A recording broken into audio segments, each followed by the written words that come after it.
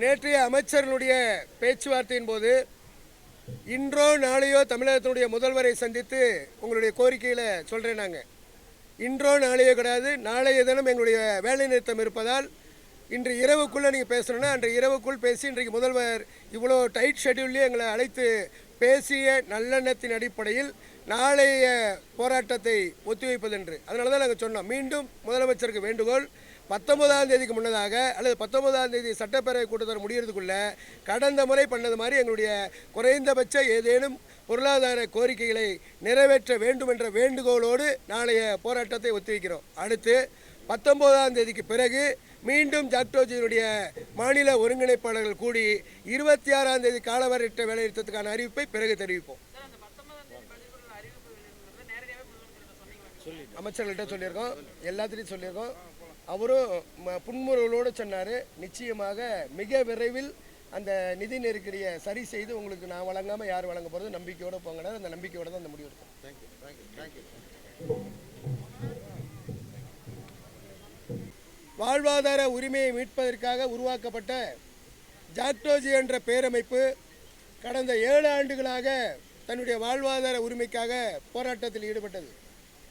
இந்த கடந்த தேர்தலுக்கு முன்னதாக இன்றைக்கு முதல்வராக இருக்கக்கூடிய மாண்புமிகு முதல்வர் ஸ்டாலின் அவர்கள் தனது தேர்தல் அறிக்கையில் கடந்த அரசு பறிப்பதற்கு ஏதுமே இல்லாத அளவிற்கு உங்களுடைய உரிமைகள் பறிக்கப்பட்ட பின்புலத்தில் கழக அரசு அமைந்தால் எங்களுடைய கோரிக்கைகள் அத்தனையும் வாழ்வாதார பென்ஷன் பறிக்கப்பட்ட உரிமைகளை வழங்குவோம் என்ற வாக்குறுதியை கொடுத்தார். அதன் அடிப்படையில் இந்த 3 ஆண்டு காலத்தில் 4வது பட்ஜெட் இப்போ நடந்துகிட்டு இருக்கு. எனவே இந்த 3 ஆண்டு காலத்தில் 4வது பட்ஜெட் நடக்கும் பொழுது எங்களுடைய வாழ்வாதார கோரிக்கை நிறைவேறவில்லை என்று சொல்லி பல கட்ட போராட்டங்களை அறிவித்திருந்தோம். கடைசியாக நாளைய தினம் ஒரு நாள் அடையாள வேலைநிறுத்தத்தை நடத்தி அடுத்து வரக்கூடிய 26ஆம் தேதி முதல் ஒரு காலவரையற்ற வேலைநிறுத்தத்தை அறிவித்த பின்புலத்தில் மாண்புமிகு தமிழக முதல்வர் அவர்கள் 3 மூத்த அமைச்சர்களை கொண்டு நேற்றைய தினம் ஜாக்டோஜியோவில் 1 மணி நேரத்திற்கு மேலாக பேச்சுவார்த்தையில் ஈடுபட்டார்கள். எங்களுடைய கோரிக்கைகள் அத்தனையும் உள்வாங்கி கொண்டு மாண்புமிகு தமிழக முதல்வருடைய கவனத்துக்கு கொண்டு செல்கிறோம் என்று சொன்னார்கள். நாங்கள் தெளிவாக சொன்னோம், முதல்வருடைய கவனத்திற்கு 3 ஆண்டு காலம் பலமுறை சொன்னாலும் மீண்டும் மீண்டும் சொல்வதை நாங்கள் ஏற்றுக்கொள்ளலை. எனவே 3 அமைச்சர்களை பேச வைத்த நல்லெண்ணத்தின் அடிப்படையில் மீண்டும் தமிழக முதல்வர் ஜாக்டோஜியோவை அழைத்து வாக்குறுதியை நிறைவேற்றுவேன் என்றோ அல்லது யதார்த்த களச்சூழல் என்னையோ அல்லது இந்த நிதி நெருக்கடி உட்பட எங்களிடம் சந்தித்து பேசும் பொழுதுதான் எங்களுடைய போராட்டத்தை மறுபரிசீலனை பண்ணுவோன்னு சொன்னோம். அதன் அடிப்படையில் இன்றைக்கு சட்டப்பேரவை கூட்டத்தொடர் நடந்துகிட்டு இருக்கும் பொழுது ஜாக்டோஜியினுடைய 30 ஒருங்கிணைப்பாளர்கள் அனைவரையும் மாண்புமிகு தமிழக முதல்வர் வர சொல்லி உங்களுடைய கோரிக்கையினுடைய நியாயங்களை 3 அமைச்சர்கள் தெளிவாக என்னிடம் தெரிவித்தார்கள். நீங்களும் சொல்லலான்னார். அந்த அடிப்படையில் சொன்னோம். மாண்புமிகு தமிழக முதல்வர் நீங்கள் தேர்தல் அறிக்கையில் சொன்ன பழைய பென்ஷனை கழக அரசு வந்தால் வழங்குவேன்னு சொன்னதை நாடு முழுவதும் பல மாநிலங்கள் அறிவிச்சிட்டாங்க.